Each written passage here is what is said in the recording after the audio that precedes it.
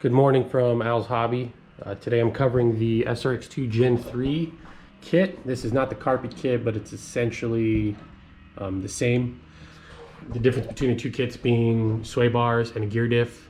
But this is an overview of the SRX2 Gen3. So we're going to start up front and move backwards on the chassis. Starting up front, we have new ball studs. These ball studs are a big improvement over the previous generation. Between SDX4, SRX4, SRX2 line vehicles, these are much improved. They're captured. You do need to install them from above and then push the turnbuckle up, or sorry, the bulk up. So they are improvement. They're bigger, a lot more area. They do have a little bit of bind, so you want to throw some grease in there when you're first building them and let them work in. I did have a lot of bind on all of the joints, but I greased them when I put them together and they loosened up after a few battery packs. So those are a big improvement. Also a replaceable bulkhead.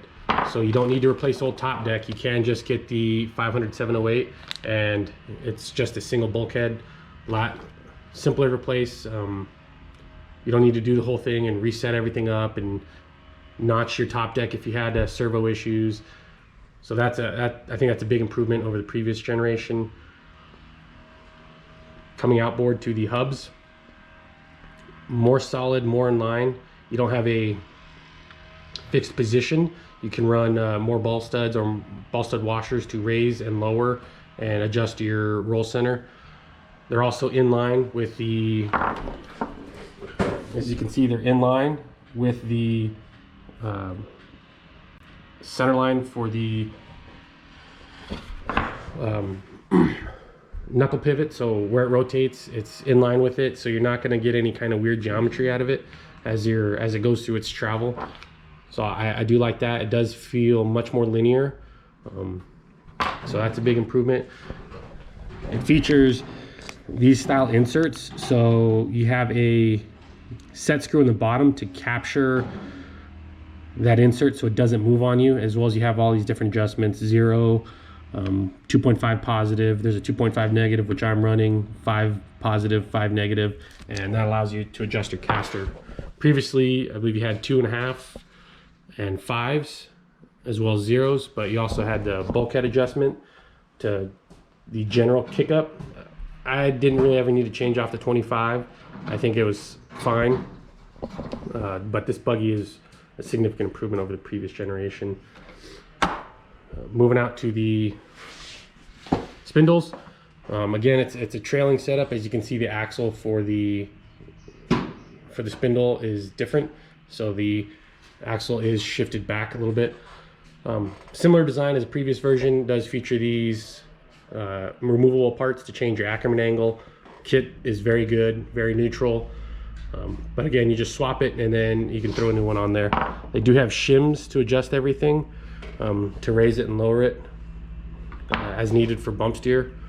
If you're running a lower ride height, you'll need to check it so that you have a relatively parallel. You don't want any extreme angles on some of those. You know, as you move through the shock or the suspension travel, it'll change up bump steer. So you want to get that figured out, see what you like. New shock tower. I'm running Going arms with the Going shock tower. Definitely helps out on the carpet. It gives you a more linear, a more efficient shock. So for the same green spring, it feels stiffer. So the green is the hardest spring in the Serpent line.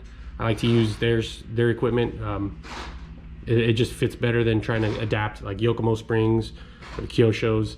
They are, you know, big bore shocks, but with the laydown shock tower and straight arm, this would feel a lot softer. So standing the shock up makes it a little bit more efficient and gives you some more rigidity out of it.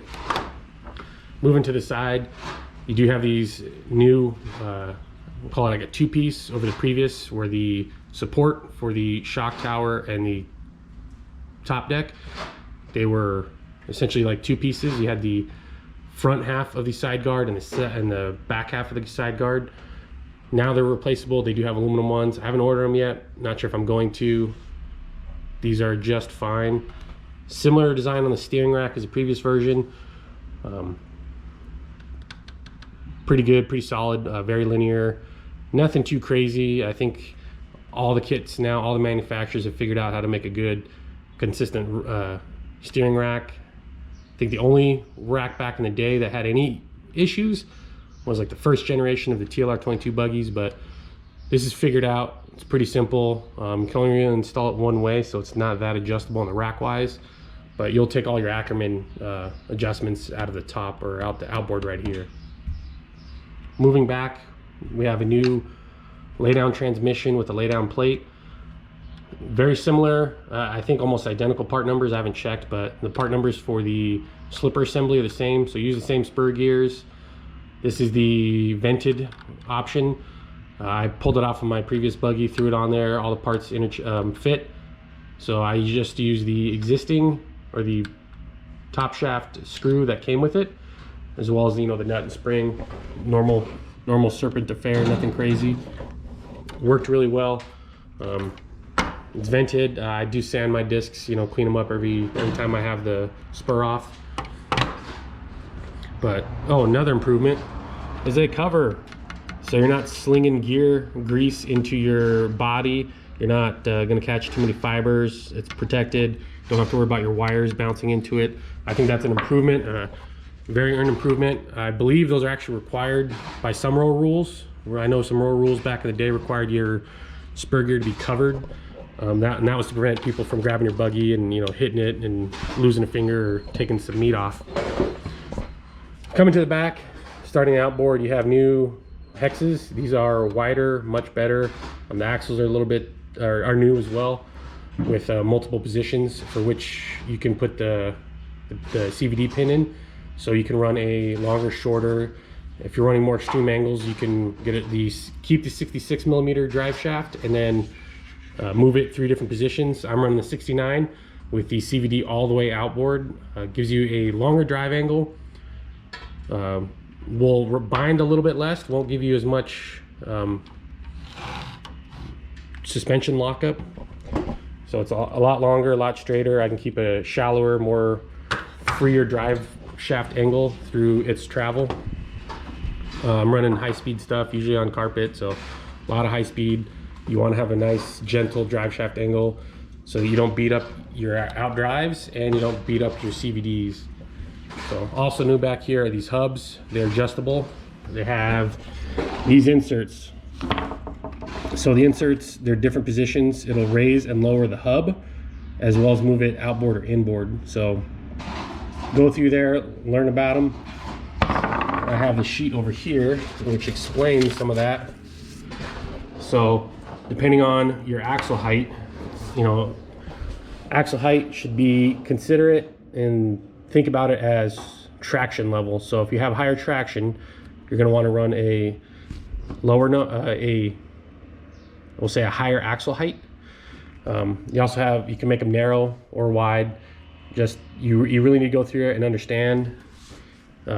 The cheat sheet's pretty good, tells you how to tune it. Definitely go through that, learn it, because that can save you a lot of time in tuning, you know, so you can kind of ballpark where you want to be for your surface. If you're going to clay, turf, carpet, learn about it.